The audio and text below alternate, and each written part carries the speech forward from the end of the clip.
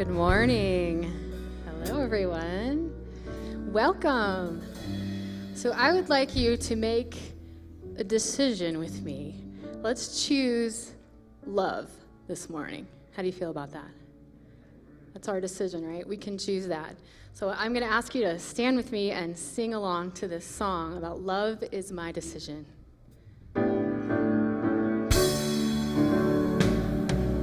Love is my decision, up to me to give up my heart. Love is my decision, no one else can tell me to start. And once I decide to change my mind, God will show me how. Love is my decision right here and now. Okay, everybody sing out. Love is my decision, up to me to stand on that bridge. Love is my decision, no one else can make me forgive. And once I decide to change my mind, God will show me how. Love is my decision right here and now.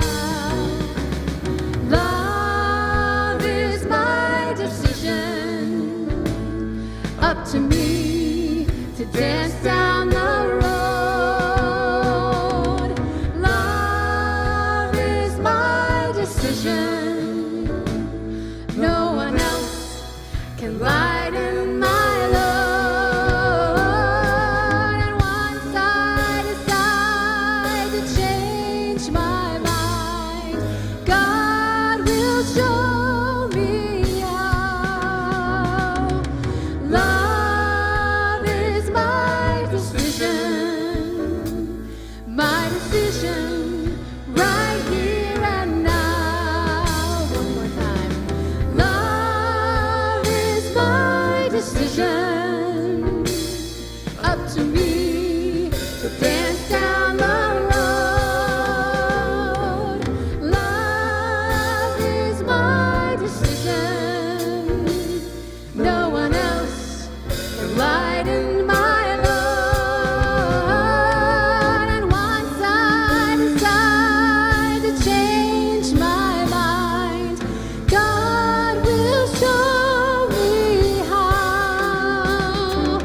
Love is my decision right here and now. My decision right here and now. Beautiful. Thank you.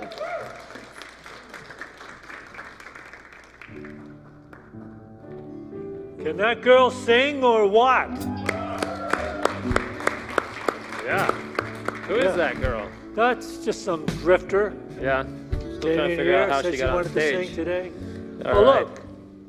look, we're kind of setting a new policy. Since we've got UV lights, we brought them in to purify the atmosphere in all the places where people gather. You only have to wear your mask coming in. So like in a restaurant, once you're seated, you can take your mask off. Okay. The unexpected side effect of putting the UV lights in here is I came in last night when they're on, and people were tanning underneath them, all up and down the aisles. Tanning? Yeah. I don't know where they came in from, but they had their little goggles on, and they're... Yeah. Well, any way we can get them in. We'll have to start charging for that Start service. charging for the tanning service. All right, well. All right, so if you're watching us online, we really appreciate you joining us as well as being here in person. If you are here in person, we'd like to remind you just to silence your phone. You don't have to turn it off. You can take pictures of the slides or take notes, whatever you need to do. But if you could silence your phones, we really appreciate that. And I also would like to ask everyone who is watching online, Heather is our chat host. She's the one that's chatting with you as you're watching online. I would like to share with her, if you do in fact share this live stream while you're watching it to your various feeds, to let her know why or why not you do that, so that she could find out. We kind of figure out what's going on, because that really is the best way to get this message out there, is that we share that. And even if you do it afterwards, like even you here, if you go home and share it with friends later on, we'd love to hear about if that's working for you and why you're not doing that. Very well said, and very necessary, because, you know, the physical building and everything that takes place here in this ministry takes place in the world and the thinking of the world. So we still have to pay our way in order to do that. But we are relating a message of transcendental consciousness, so that we're calling us all to live from a higher level of awareness, so that we become emissaries of healing, love, and peace in the world. But as I said, to do that, we have to have this physical building and all the rooms and the ministers and all the people that take care of the place. They all have to receive some remuneration in order to continue to do what we do here. So thank you. We do appreciate your tithes. And one last note, if anyone knows a dentist working here in Boulder, I would advise them to change the name of their practice to Transcendental. Unity Dentist, you call it Transcendental? Transcendental. Exactly. All right. Right. I wish I had said that. Good morning, everyone. My name is Mike Shadle. I'm the administrator here at Unity of Boulder. If you ever have any questions about this building, events, or anything else, my office is right in here in the bookstore. Please come in and say hi. I always appreciate that. I got a few announcements of some quick upcoming events here. First, we have a meditation practices class taught by a good friend of ours named Joy Cleary. She is a licensed Unity teacher, and this class is also available for SEE credit if you are looking to become a licensed Unity teacher. That starts this Tuesday, September 1st. It goes from 6:30 to 8:30 p.m. It's actually on Zoom, so you can actually enjoy it from the comfort of your own home. It's $85 for a 5-week class, and you can sign up online or in the bookstore today. And September 22nd, Norma is going to be leading our fall equinox celebration. If the weather's all right, it's going to be out by the garden. If not, we'll do it inside in Fellowship Hall, but this will be a fun in-person celebration. No reservations needed, so come on out for that. Enjoy some chanting, singing, and drumming with Norma. That is all. Thank you.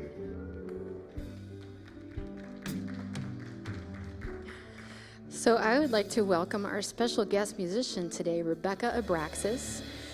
Aside from positive music and sound alignment, she is a vocal reflection trainer and an ascension coach. She lives in Lafayette with her husband and her 2 teen boys. If you want to find out more, you can go to RebeccaAbraxas.com. You can also find her on Facebook at Rebecca Abraxas Brilliant Possibilities, and she's going to perform some original numbers for us today.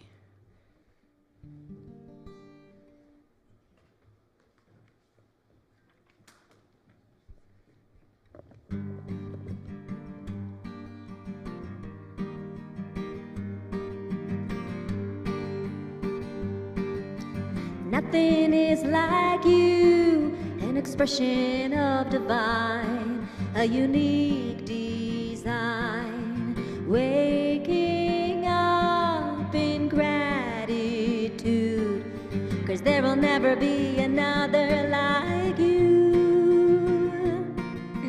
There will never be another like you. Your body and your mind are one of a kind of light, shimmy and shines. It dances its way through every day if you let it shimmy and shine. Shimmy, shimmy and shine.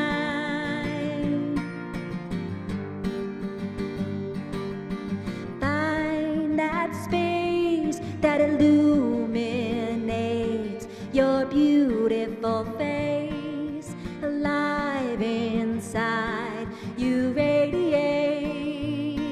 the vibration of love and light through flesh and blood, the vibration of love and light through flesh and blood.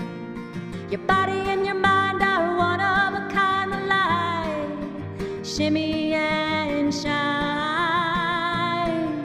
It dances its way through every day if you let it shimmy and shine.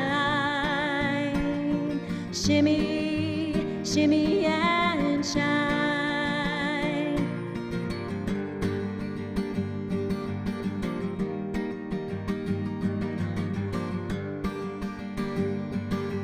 You have a mission to shine.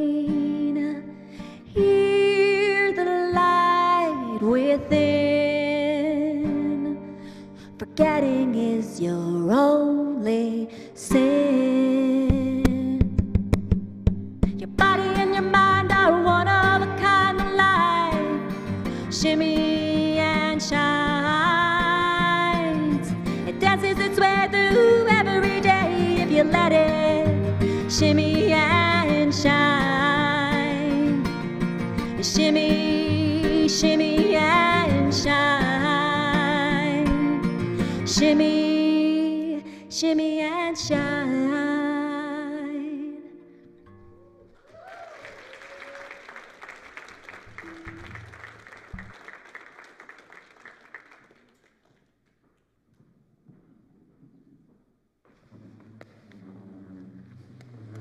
Good morning, everyone. Nice to see you all. Thank you, Rebecca, for that awesome start. Wow, you sound like you're playing 4 instruments, the way you brought all that energy in. And we are going to have a ministers panel here, but apparently I'm the only one that's showing. Oh, here we go. Just got to find some ministers. Apparently I'm getting yeah, we're missing one of our ministers. So today our topic is looking at why political solutions are not enough and how we find true peace in the midst of life right now. And I think that all of us collectively can feel that we're really hitting this height energetically as far as the political realm is going. And some of us are feeling anxious and feeling kind of hopeless. Some of us are feeling ready to face this as a collective. I have all of the above. I'm feeling all of the above too. It depends on what day. I have days where I wake up very kind of out of my balance, and I find that I have to recognize that this feeling I'm feeling isn't just mine. And I have to remind myself what is mine and what is the collective energy that I'm taking on as a spiritual being. You know, when we are spiritually sensitive people, we are affected by the current of the consciousness that we're living in. So we had people send in questions, and we were going to answer them the best that we could. I will say, out of the 3 of us, I'm definitely probably the least political talking. Well, Shad's not we don't talk about politics very much, he and I. Now, Dad and my mom, on the other hand, it's hard to have a lunch with them without, it's just all that, you know, and they've got positive attitudes towards all of it, but they're, you know, I still feel adrenaline at our lunch table at times. But I think we'll just jump right in and start with the first question. How about it? Go ahead. I have it, though, here, too. All right. So the question is, one question that I ponder pretty regularly is in regards to the demise of the two-party system and how, as spiritual beings, we, me first, then us, can start to shift the relationship that we have with us versus them into more of a unified perspective. So I was going to start with that one. Well, and I'll go on to the next part. Wait, that changed itself. Here we go. More and more political systems are becoming introduced, but still don't have a leg to stand on against this two-party system. Can we actually be a democracy, or is this paradigm shift inviting something completely different? So I wanted to answer the first part of this question first, but I was pondering that question. It was given by Rebecca Hartman. And this idea of us, like me versus you, or you versus me, or us versus them. And the idea of how we are so divided, there's such a division that we're seeing right now in politics, in just people and what we believe we want our politicians to create for us. And I don't think it starts at the politician. I think it starts at the we, the people. You know, if we're going to talk about other people that are the them, without them in the room with us, so we just support each other. We sit within our own realm of consciousness, the people that believe a certain way, because it's easier to discuss them between us in this kind of a gossipy way, and we feel a sense of support in this kind of difficult time. So we feel like we're doing something with it. But the truth is all we're doing is just adding to our own experience, and we're not opening up to listening to the other opinions to find where we disagree, but most importantly, find where we do agree. We're so kind of stuck in being safe lately. I feel like we're less talking to each other because we just want to get along with each other and we don't want to have to debate and have hard conversations. But if we're going to bring this separation and narrow it, we have to be able to listen to one another. Right? In Hamilton, there was a saying in one of the parts of the Broadway show. Aaron Burr said to Hamilton, "Talk less, smile more." But meaning, listen more. You know, we're probably pretty sure about what our opinions are, but we don't grow our thought process, our feeling process, unless we listen to all the different sides. Everybody has a reason for what they want to defend or what they want to acquire or what they want to grow in their lives. And so I had a really awesome opportunity on Friday night. You know, Spirit is always in divine order, and I ended up hanging out with friends of mine that I consider to feel like I know them really well. And I thought we were along a lot of the same page as far as what we want in our politics or what we want in leadership. And I couldn't have been further off than you could imagine. And I ended up asking a question, and they started answering, and I was just blinded. I was shocked, you know. And I felt a protection come up, you know, and I felt that I didn't want to have this conversation. And then I realized I have to have this conversation. So I talked less and I listened more. And the more I listened and the more I asked better questions and was more curious about where they were sitting in their life, I related with what they were sharing. And then as we started to talk and I shared my side of it, we started to realize that our separation was narrowing as we spoke. That we started to talk about, you know, if one day we can get these third or fourth parties to happen from the grassroots level, it's going to come from us collectively finding what's going to be right for everybody. And when it came down to it, they were wording it different, but they also wanted the same things that I want. Not all of it, but we agreed more than we disagreed.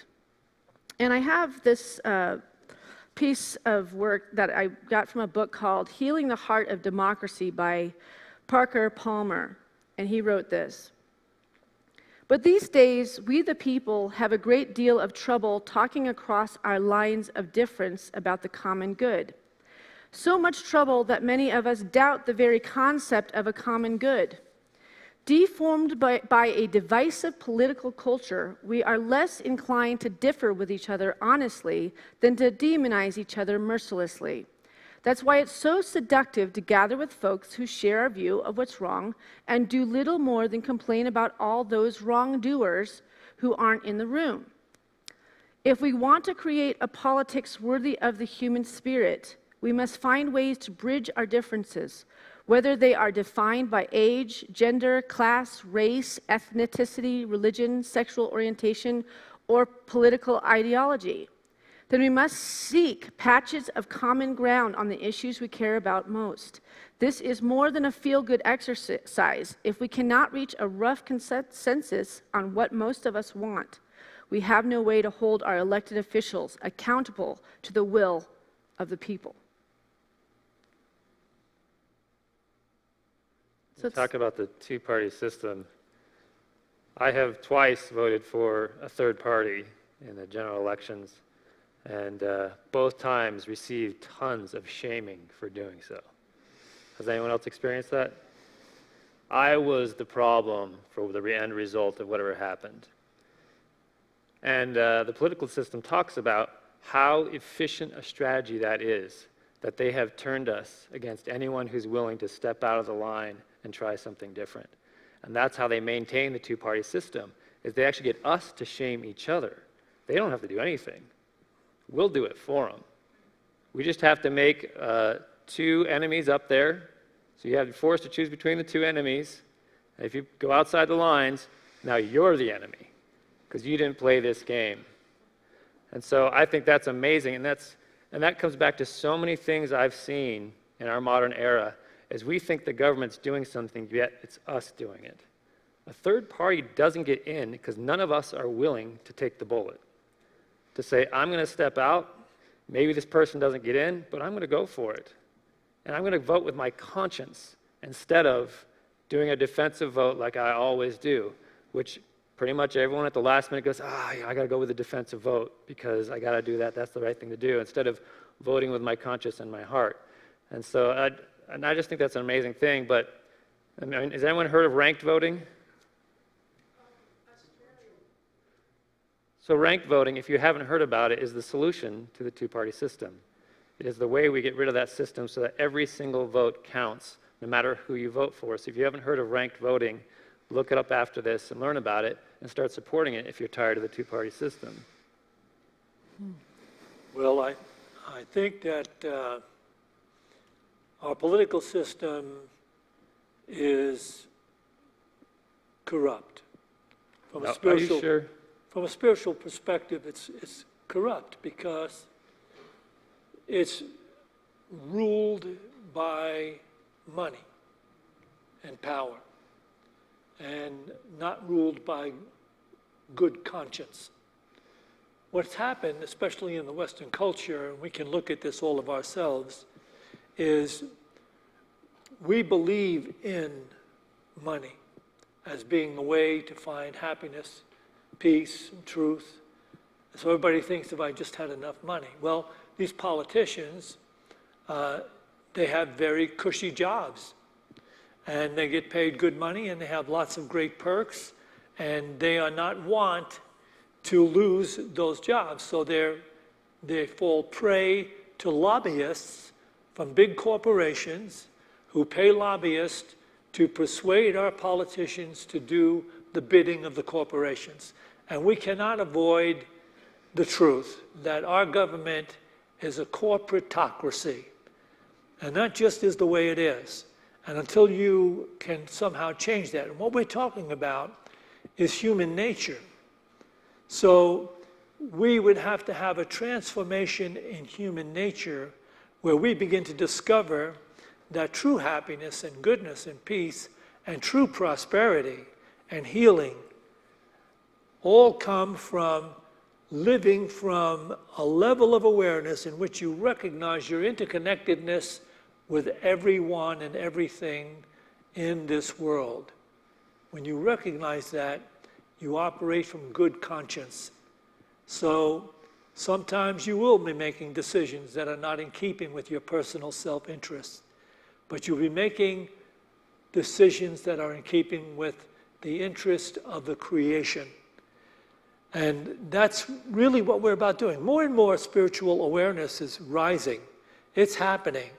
And when we get to a certain place where it's really full-flown in a lot of people, then you'll see the system will have to change. It'll change because it can't continue to exist in its lack of understanding.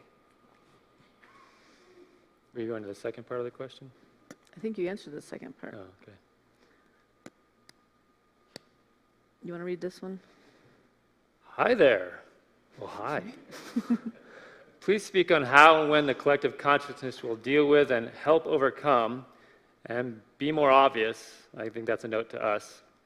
COVID, Black Lives Matter, fires, hurricanes, the poor economy, fear-based politics in general, gun control or lack thereof, and all our earth ills. What can we do specifically? I think that's also a note to us. Yes, we can meditate, but any other ideas? Concrete ideas for us light beings? I would have considered meditation a concrete idea for light beings, but so this is Tink Henson. So first, I think we need to stop seeing the world as broken. I think the more of us that just keep looking out as the world is broken, the more we create a broken world. And we forget that our consciousness and our perception is creating the world in which we live. And if we could start recognizing that we're sitting in a process, it changes our perception and our experience of it. So I was thinking about this question. What came to mind is a birth. If someone unknowing to the process of birthing walked into a room, they would want it to stop. They'd say, stop, help her, stop this, make it stop, and do everything to try to stop it. They wouldn't understand this is a process that is unfolding. In that moment, it might look horrifying to this person, but this is a process that is unfolding. So we are sitting in a process, but the more we view it as a broken, horrific, thing that should not be happening, the more we're resisting the flow that's trying to move through this process. So you know what happens if you try to resist a birth and don't get that baby to come out? That's dangerous. This is a process. We need to find out where we step into the flow that's trying to happen here. And for me, when I get in that headspace and look out, this world is broken, something's wrong, I have to find what in my life I'm not doing right. What am I doing that's blocking this flow in society? So the racism topic has bubbled to the surface, so I went and found the book that most people are recommending white people read, which is White Fragility. I read that book and I went, oh my gosh, I am a part of the problem. I always thought it was, oh, this is an issue that racists have. And then I realized, oh, this is an issue that all of us have. And then I hopped onto the book, How to Be an Anti-Racist. And now we're doing that in our men's group. And unless you are actively working against racism, you are helping racism to continue. And we learned that in this process, and we're discussing in our men's group. And so realizing unless you're an active part of the solutions in your own life, you have no right to complain about the problems in the world. There's this famous guy that had a quote, and he said, "Let any one of you who is without sin be the first to throw a stone." I don't know if you know who said that. If we are viewing the world as flawed, we better damn sure be perfect beings ourselves first. I just cannot stand people talking about the problems of the world, yet showing up as completely still flawed human beings. It's nice to say, is there any other solution other than meditation? Because we want to fix something out there. That would be so much easier. But the fact is, how I show up has so much more impact than anything I could do to that problem. Because if I show up to help that problem, I'm going to have to show up as a person who can fix that problem. If I'm a broken person trying to show up to fix a broken situation, I can only create broken outcomes. That was my thought. Yeah, that fits with the Course in Miracles. We should be not trying to change the world, but changing our mind about the world. Mm-hmm. And that happens to be, a basic unity principle. I mean, this is what's spoken about, all of that.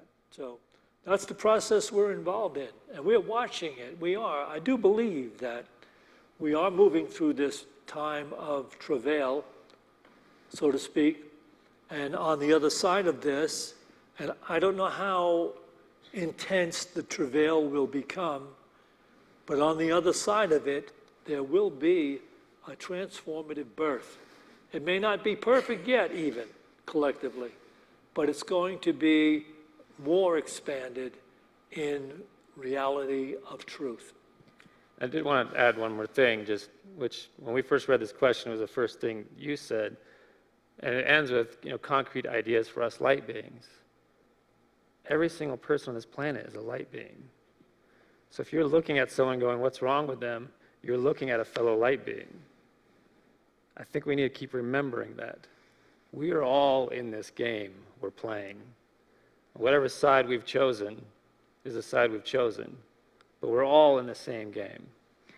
Yeah, one of the topics that came up the other night with these people was, we were talking about Black Lives Matter, and they started to talk down about the fact that black people are destroying businesses of their own people, and how could they do something like that if they want to be so respected during this Black Lives Matter? And I'm sitting there, listening, merely observing their words, and all that rushed to me was like my childhood and my mom always saying, from a Native American background, and Natives have been repressed forever as well and disrespected and not given the land that they should have had and all of these things. And she'd always say, you can't ever know what it's like to walk in somebody's moccasins.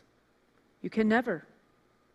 And so it's judgment to be seeing the outpicturing of how people are responding to not being equal for so long. We don't know what that's like.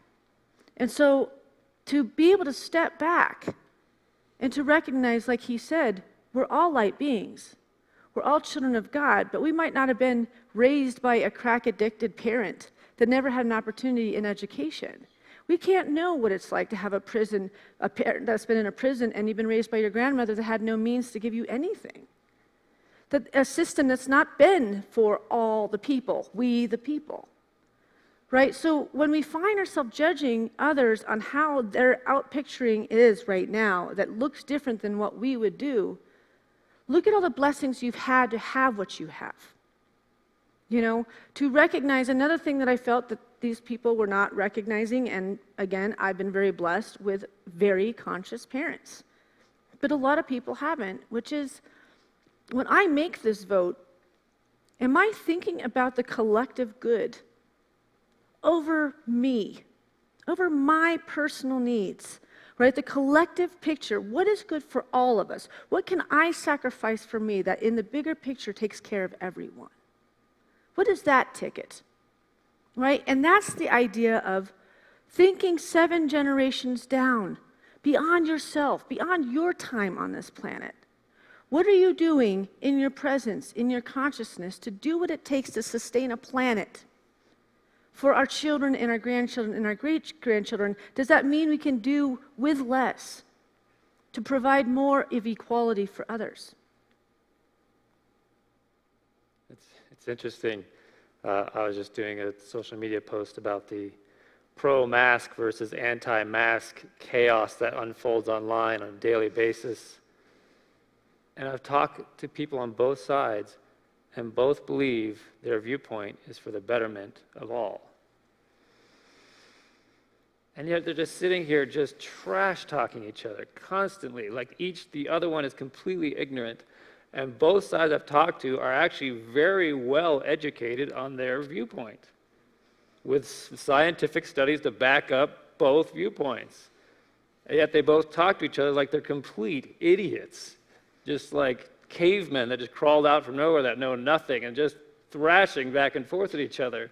It's like, can we just step back and take a chill pill for a second, everyone? That's what meditation does.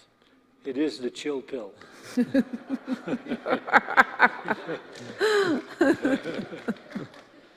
So, beside meditation, that's part of the process. But I think after all this wrangling that we're going through on every level, I think we're going to find a way to be more understanding of each other, recognizing that we all grow up with different collection of beliefs, and and we're raised that way, and surrendering your beliefs or fixing them along the way or harmonizing them is not an easy task. So you have to be understanding, and it doesn't work to attack. Whatever you attack, you see, you're only going to make it more solidified in its defense. And so the best thing we can be doing along the way is living from that perspective of being in the world but not of it. Isn't that your example of the Hydra when you cut off one head? to grow in its place. That's right. That's not my idea. I wish it was. It's a great idea. I You wish said it it was just mine. last week or something. Yeah, I see. I used it last week, but it's actually from the Greek. Well, I know it's not your idea originally. I'm just saying. Well, you don't think I had an original idea? Maybe you're that old. I don't know if you were back. Wow, know, this is getting serious. You could claim it as yours if Whatever you want. happened to the harmony we had just before you mentioned that? I was trying to give you kudos and say, yeah, you had this. You were talking about this No, I think idea. underneath there was a snide thing that I don't have an original idea. Here, I'll modernize you. You were talking about the concept that fighting and going after something and attacking something is the hydra. Every time you cut off a head, two grow in its place. Right. That the side you're fighting against always is growing against you. And they did that brilliantly in, I think, one of the last Marvel movies with the Avengers. I don't know if anybody saw that. Doesn't matter. Where the Avengers keep amassing more and more superheroes to be a part of their team, and they're becoming more and more powerful. But one of them says, have the rest of you noticed that the more powerful we become, the more powerful the adversary that shows up to fight us? Right. And it was just this line that went by, and I was like, oh, that was awesome. It is. And everybody else was like, no, fight him, punch him in the face, hit him with another thing. And it was like, Right. this deep wisdom just floated by, and I was like, kudos to whoever wrote that line. That's right. Yeah, I mentioned another movie about it as well when I did the talk last week. The truth is there. There is that truth. Whatever you're fighting, you're empowering. And that's just the way it is. Imagine that. If you believe that, whatever you're fighting, you're empowering, where does that take you? Then how should you approach, things that appear to be unjust or unjust? You must approach them from a really spiritual, peaceful place in which you are in the world but not of it. You're not fighting. You're not struggling, you're not condemning, you're simply being present. And if you carry that awareness with you, that peace is the goal. You may not have to say anything, just by being peaceful, letting things flow by you, letting them go and bless along the way. If you're guided to give some information, some insight, it will not be from a point of attack that you're wrong. It'll be from a point of wisdom in which there'll be some understanding, some light that is shared. This is not easy, by the way, because of our conditioning, the way we've been raised and educated. But in truth, we now need to be educated from this higher perspective because we are going to be moving to this higher paradigm. Can I say something? No, absolutely not. Why would we let a woman say anything? Oh my God. I have my mic on. Okay. I have marched my whole life. And when we march, the people that start to do, usually it's young people, young college students or high school students, they'll start to do rebellious stuff, and we go, no, we don't do that. We don't do that. That's what you have to do when you're marching. You go to the event. We don't do that. We are marching in a unified, peaceful march. But our bodies, we're in physical bodies. We're marching to make a statement. Enough is enough. It's time for change.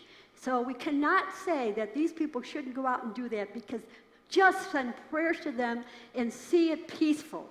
That they do, that we're always doing, trying to curtail anybody from getting aggressive. Say, come in the group and just walk with us.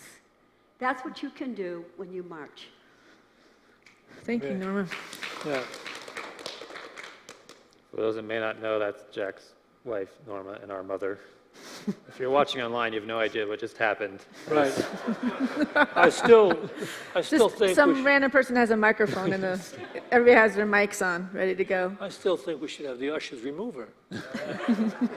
Do we have another question to get to? Yeah.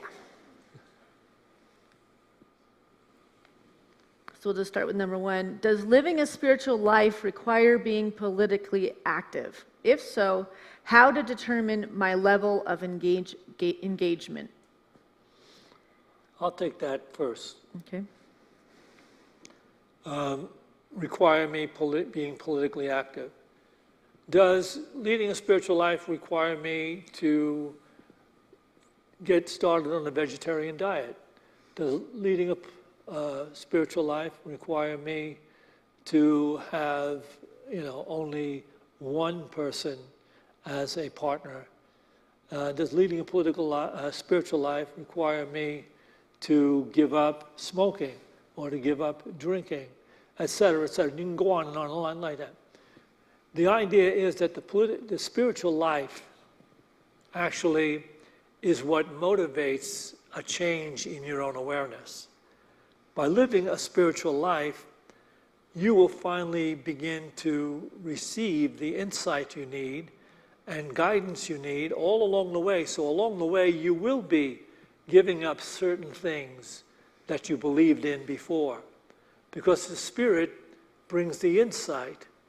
And there's an old story about a Quaker who lived back when in the 1800s, and he went to the leader of the Quakers. Now, at that time, it was traditional for a gentleman to wear a sword. So he went to the Quaker leader and said, should I stop wearing the sword since I proclaim to be a man of spiritual peace? And the leader said to him, stop wearing the sword when you cannot wear it anymore.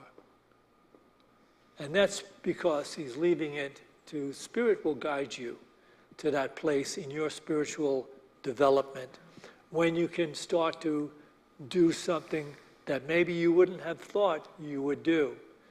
But that all along the way, and this is what I say to people when you're worried about your weight or dieting and things like that, unless you're involved in spiritual practice, you have an uphill fight against weight, because trying to lose weight is the same thing as having an enemy who you're attacking. Most of the way they do it. You have to really transcend that approach, because you're only giving it power. Some people eat their food 2 or 3, 4, 5 times, the same meal. Because they ate the meal, now they're also concerned about it, they're eating it again. And they're running it through their mind, why did I do that? Why did I have that ice cream afterwards?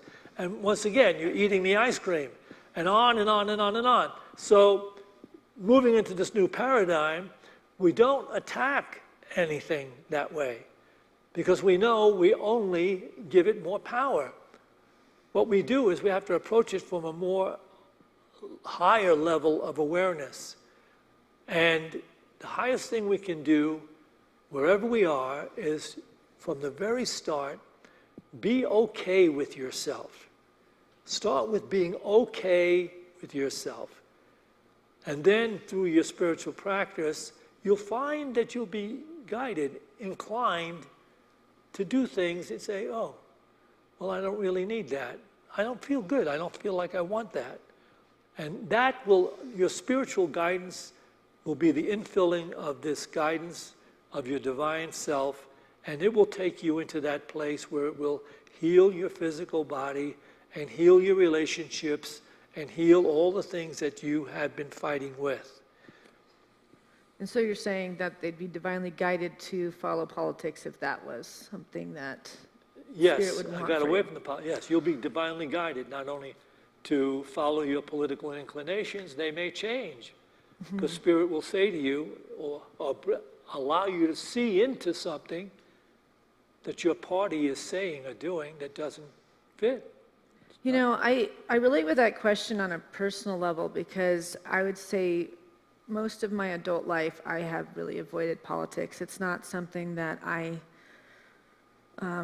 didn't feel like I could find balance and look into politics. When you are a really sensitive, kind of an empathic natured person, you're very affected by the ugliness of the world. When things outside upset, it really takes your peace away. And so I wasn't able to navigate looking into politics and also keep a peaceful disposition. So I would just kind of not watch news or not read newspapers, things of that nature, until the last few years when, you know, I've found how to ground myself to be able to look into what is going on now. Because I know that as, you know, it's like Shad was saying this the other day, we didn't decide to go be monks and live in the mountains away from everything and follow enlightenment. We chose to be proactive spiritual beings. And we didn't decide to put our heads in the sand. We decided to be a part of the solution, or at least be inspired enough to hear the call of Mother Earth, to hear the call of Spirit, of that which is being called for us to show up for. But other people have different situations, and I say that my earlier spiritual life could not incorporate that and stay peaceful and be able to speak up here and be a great mother and be able to do all the things that I was doing. But now I can, because I've found a way to balance that, because I've also found a way to live in love and not fear. The reason why I couldn't be with the politics is it stimulated fear inside of me. It gave me a sense of hopelessness and feeling overpowered by something way beyond myself. But when you do feel and you do find your self-realization and the power that lives within you, nothing can hurt you. And nothing can make you afraid. And when you really get that there's nothing that you have to change, there's nothing tomorrow that you have to change other than instilling in yourself a peaceful warrior, a peaceful energy that meets life and shows you where to be, where to do, what to say in every moment, then you're able to co-create and be really the change that we want to see in this world. But if you're not there, that's okay too. There's, like he's saying, if you're eating a cookie and you're going to hate yourself about it, you're going to get another bag and you're going to eat it. But if in that moment you're like, you know what, this cookie is literally going to make me feel better, love yourself, man. Eat that thing and like totally devour it and even like get it all over your face.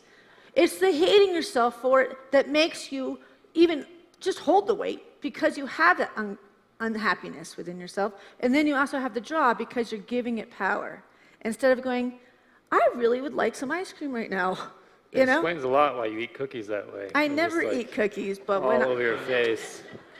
A lot like has to a I do. was like mask. children, you know, like when they You know, get the cake, we're talking we always about- see them just like, they just want to really do it. Let's do it. You know, there's one caveat there. I mean, if the cookie is this big, you know, you got to think twice before you. I think it's important, and when I think on this issue, I have a really hard time with politics because I have an open mind, and that's a crippling thing in politics because I see both sides so clearly. People go, big government, I go, yeah, it makes total sense. Small government, totally, makes absolute sense to me. I can argue both sides of every issue equally, and it becomes really hard to pick a side because there's smart, intelligent, caring people on every side of every issue. And when we stop looking at the world as, oh, there's evil people with evil agendas trying to do evil things, it becomes very hard to say, oh, there's a side I need to be on. We can have a spiritual awareness that tells us there's a direction going here that doesn't serve the betterment of all mankind, all creature kind, and all plant kind on this earth. And I can align with that, but I'm going to have to start tapping into a higher awareness to realize what that is. Because an open-minded individual, I can hear sides and I can agree with those. But in terms of how much you put yourself into politics, I had to discover through my own life, I could only do as much as I could do without getting frustrated. If I was getting frustrated, I was only increasing the problem on the planet. That's right. I had to gauge, can I do this with peace? That's how much I can do. And then when I get exposed to enough things, I start to feel frustrated. I go, I've gone too far, and I step back. I do what I can do with peace, and I don't go beyond that barrier. Okay, that's true. Very well. So let's just finish Steve's question and then we have to close up. So it seems to me that many Unity folk don't actually meditate. What can you say to help people really add this to their daily regime? Who are these people? Right. None in this Stand room. up. Be recognized. There you are. All right. Good for you. These people need to be threatened with excommunication. No. No. I know you are. Okay. I actually had a conversation about this 2 days ago. The idea that following a spiritual path, you have to be somewhat crazy. I mean, if you look at what we're talking about here, it's like, all right, you can find little spurts of joy not too far away from where you are. If you can get your life to align the way you want it to, you can get a little spurt of joy. You might get an advancement in your career, you get a new car, you get something like that. But we're talking about a peace that surpasses understanding is kind of sitting out here. And there's a journey to get there.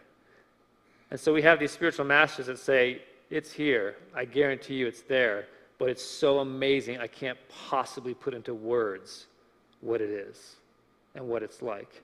I can only tell you I've been there and you have got to go. But there's so much faith involved to go, yeah, but these little spurts I can get right here. This thing's way over there. This takes a journey, this takes practice, this takes willpower and effort. You'd have to be somewhat crazy to go after that because the world all tells you, no, just stay right here. You get just enough right here. But yet the masters are saying, but there's this golden egg sitting out there that's so much more magnificent than you can possibly imagine. So the few people who go, I'm going for the lottery. I'm going for that golden egg. I'm going to do this practice every day. What happens is they start to get tastes of that egg along the way, or that pool of infinite. You start to get little tastes and you go, I now know it's there. And your life starts to change, so instead of it sitting out there, it starts to open like a funnel down towards you. And the more you're moving along, the more that channel is opening up, and the more you're becoming part of it. But in the beginning, it looks like, oh, it's a pool sitting out on the other side of the planet I'd have to journey towards. But once you start that journey, it starts making cracks to that pool, and that water starts flowing to you. Mm-hmm. But you have to start meditating to have that experience. And it seems insane at first. And people can explain to you over and over how much it's transformed their lives. And I have a prosperity class that's one of the things they dedicate themselves to doing a couple things every day. And one of them is just to meditate for 5 minutes every day. And all the things we do with law of attraction and all these wonderful tools, and they all work, blessing situations that are filled with discord, doing all these things, they all awaken within us this ability to move with this universe and open ourselves up to that which is already available to us. But what they all say to me in the end, doing that 5 minutes of meditation every day changed so much of my life, in my career, in my work, in my everything. That's abundance, is to feel good. That's really what they really got. And then they'd say, I started losing time, and now it was 10 minutes and 15 minutes. I didn't have to time it anymore. Like they thought it was torture almost to have to sit there for 5 minutes, and then now it's like, oh, I don't want a timer. I just want to be in this state, So we have a meditation class actually starting Tuesday night, taught by licensed Unity teacher Joy Cleary, that's going to be over the internet. And if you'd like to register for that class, we're registering in the bookstore today, and you can register online. And we also have the bookstore open, and we have fellowship out on the porch afterwards. The patio, right? Patio. I think all of this is to say, Jack, I think you should try meditation. Okay, look, don't put me down because I don't. I've tried meditation, all right? But I'm too busy trying to keep this church going. Yeah, I understand. This is so not true. When we were kids, our whole life, he's like up at 3 a.m. every day meditating for hours before he even runs. Not before he does hours, not hours, but okay. Well, he's always in that meditation room. I don't know what you're doing in there now, but you're probably maybe sleeping. But you used to be meditating all the time in the middle of the night. I remember one morning I came back. I stayed out all night at a party. I was probably late high school, early college. And it's like 3 in the morning, 3:30 or something. I come to the front door quiet, and I'm just tiptoeing across the living room. And I hear from his meditation space, I just hear, nice hours you're keeping, Shad. Right. As they had done in my bedroom. And you finally got it. There's a great quote that he talks about, having all this in the world right here. But Lao Tzu put it really interesting, and it's also said also in the scripture of John in an interesting way. It said, Lao Tzu says, in the journey of the world, you're out there learning and gaining something all along the way. In the journey of spiritual truth, you're surrendering something all along the way. And in John, this stuff is so beautiful. They come to John and say, you know, are you the Christ? He said, no, I'm not worthy to unlatch the sandal of the one who is already with you, which is within you. I'm not capable of doing that. Then he says this, I must decrease. He must increase in us. All right, we'll take an Great. offering for Unity now. Thank you for joining us. All right.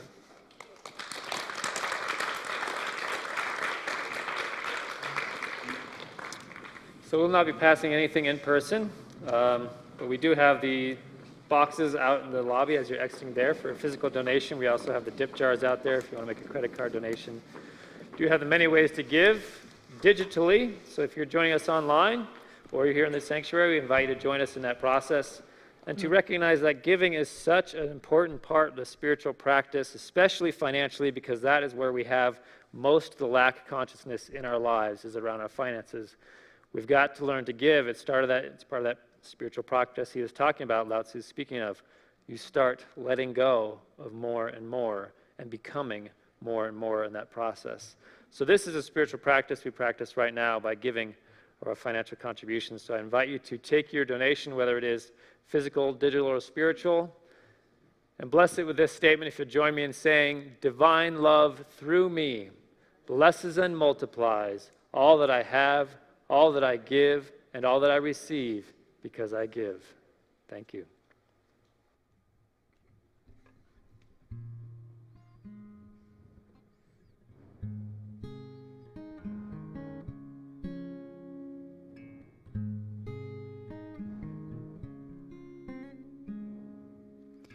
When I think of you, lately I see something new. All the things I didn't see are finding their way back to me. Like the fog that blocks the sea. When it lifts, there's so much beauty. I see you, I see your heart. I see you, I see your light. I see you and all the parts I refused with such a fight. I see you.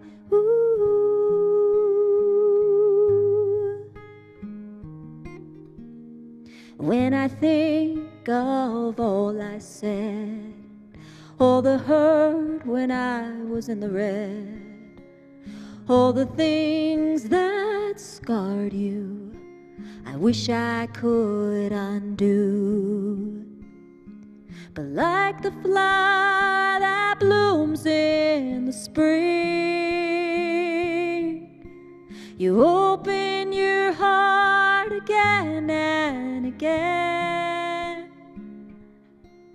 I see you, I see your heart.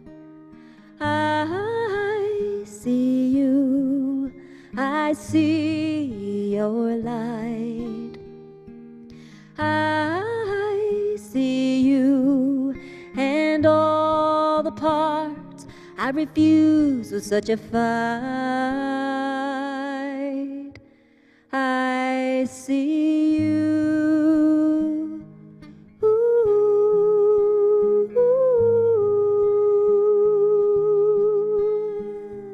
Like the fog that blocks the sea.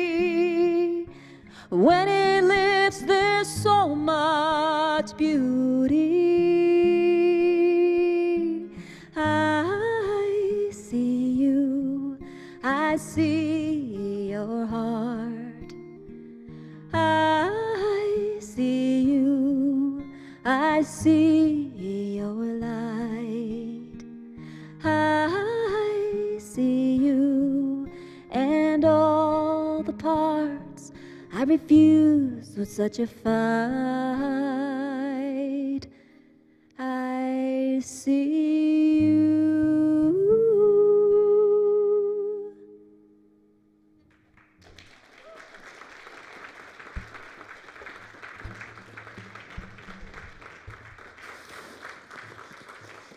Rebecca Braxis, is she amazing? Wow.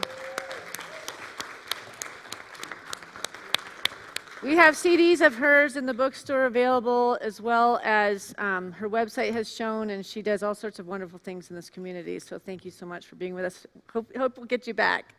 All right, let's all rise and close the closing benediction. I release. I release. I release and I let go. I let the Spirit run my life, and my heart is open wide. Yes, I'm only here for God. No more struggle, no more strife. With my faith I see the light. I am free in the Spirit. Yes, I'm only here for God. I release and I let go. I let the Spirit run my life, and my heart is open wide. Yes, I'm only here for God. No more struggle, no more strife. With my faith I see the light. I am free in the Spirit. Yes, I'm only here for God. Come on. I release and I let go. I let the Spirit run my life, and my heart is open wide. Yes, I'm only here for God. No more struggle, no more strife. With my faith I see the light. I am free in the Spirit. Yes, I'm only here for God. Yes, I'm only here for God.